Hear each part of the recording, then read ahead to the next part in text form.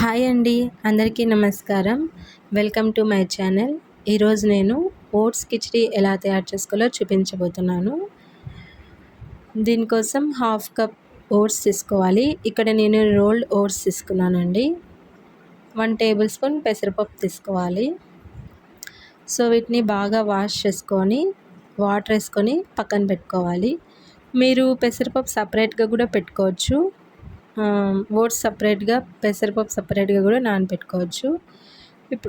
ఇప్పుడు కుక్కర్ పెట్టుకొని 1/2 tea spoon నెయ్యి వేసుకొని అందులో జీలకర్ర లేదా జీలకర్ర పొడి వేసుకోవాలి.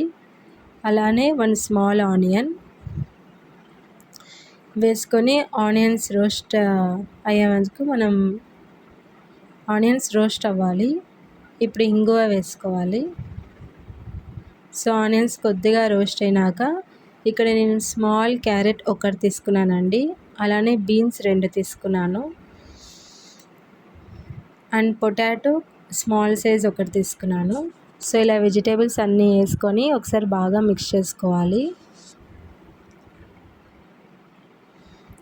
సో ఓట్స్ కిచిడి పిల్లలకి చాలా ఇష్టంగా తింటారు. ఇందులో పసుపు పొడి కొంచెం వేసుకోవాలి. అలానే తగినంత సాల్ట్ వేసుకోవాలి.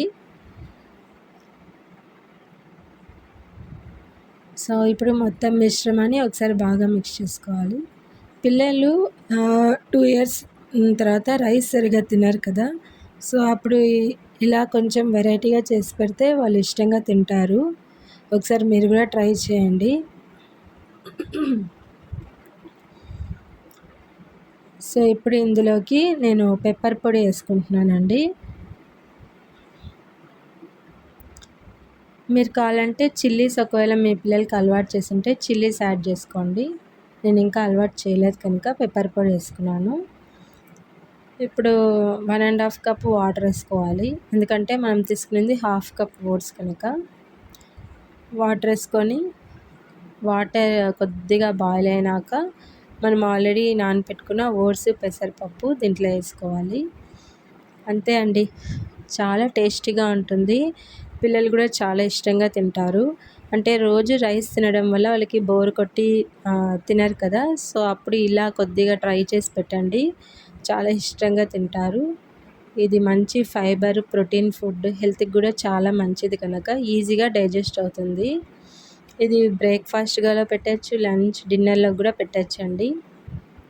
ఇమ్యూనిటీ బూస్టింగ్ కూడా కనుక చాలా హెల్తీ రెసిపీ. తప్పకుండా ట్రై చేసి మీకు ఎలా వచ్చిందో చెప్పండి. అండ్ కొద్దిగా వామ్గా ఉన్నప్పుడే పెట్టండి. Thank you so much for watching అండి.